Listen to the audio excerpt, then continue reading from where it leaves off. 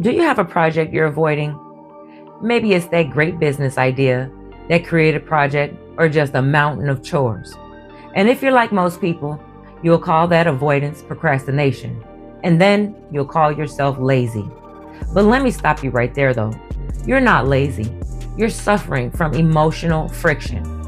Procrastination is not a time management problem. It's an emotional management problem. You're not avoiding the work. You're avoiding the feeling of being overwhelmed by the work. Today, we're ending that cycle.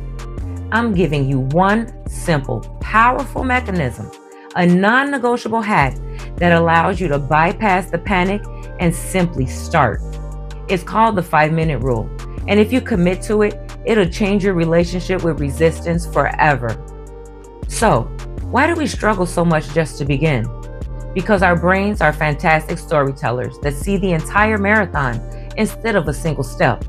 When we look at a big challenging task like learning new languages, cleaning clutter, or starting a new career path, our mind immediately sees failure, complexity, and a massive time commitment.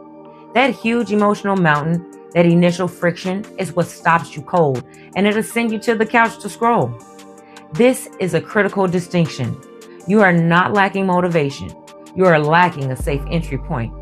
The task itself is neutral, but your emotional response to the whole thing is overwhelming. I struggled for years, feeling paralyzed by projects I genuinely cared about, thinking I needed inspiration. What I actually needed was a tiny, actionable contract with myself. I needed the 5-minute rule. So, here's the 5-minute rule defined in its most simple, powerful form. Commit to doing your dreaded task for exactly 5 minutes, and then you have guilt-free permission to stop. Simple, right? The 5-minute rule is a minimal, viable, and focused commitment. Why 5 minutes though? Because that duration is too small for your emotional resistance to trigger a panic response. It's psychologically non-threatening. This works because the hardest part of any task, if you think about it, isn't the middle or the end. It's overcoming inertia, a real-world application of Newton's first law of motion. An object in motion stays in motion. Once you have those 5 minutes of momentum, your brain shifts its focus from avoiding the pain of starting to managing the flow of doing. Most of the time, you'll naturally keep going, but even if you don't, it's still a win. This rule requires commitment and honesty. If you approach it half-heartedly, it won't work. You gotta be firm with yourself. Let me give you 3 suggestions to make it easier. Number 1, identify the pure, minimal, viable commitment. Your 5 minutes must be dedicated to pure, focused, uninterrupted effort towards the task. This means you must identify the smallest, most concrete piece of the work. For example, if your task is writing, your 5 minutes is spent typing words, even terrible words, not checking Google or rereading old drafts. If your task is cleaning, your 5 minutes is spent physically putting things away, not just staring at the mess. Don't try to bite off a whole chunk though. Keep your MVC tiny, focused, and non-negotiable. Number 2, the quit clause is sacred. This is the toughest one, but it's essential for overcoming that initial emotional friction. You must give yourself 100% permission to quit when the 5 minutes are up. If you finish your 5 minutes and you're still dreading the task or the anxiety is too high, you gotta walk away guilt-free. If you force yourself to continue even after the 5 minutes is up and you still feel awful while working, you're just teaching your brain that the 5-minute rule is a trap. You reinforce the negative association with the task. But here's the magic. By honoring the quit clause, you teach your brain that you are reliable and that the 5 minutes is safe. This makes it easier to start the next time.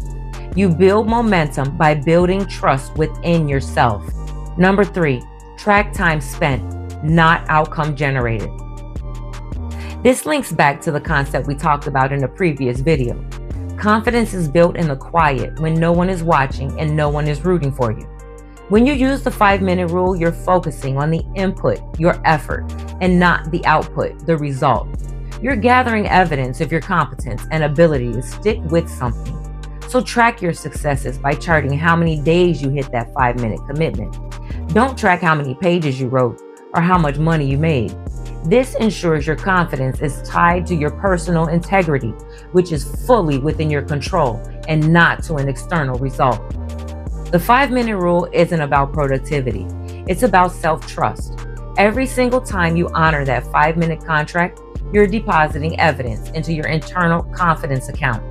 You prove to yourself in the quiet, when no one is looking, that you are reliable.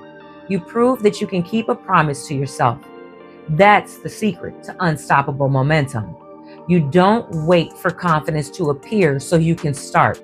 You start small so the confidence is forced to follow. So pick one task today, commit to your 5 minutes, and when the time is up, make the choice guilt-free.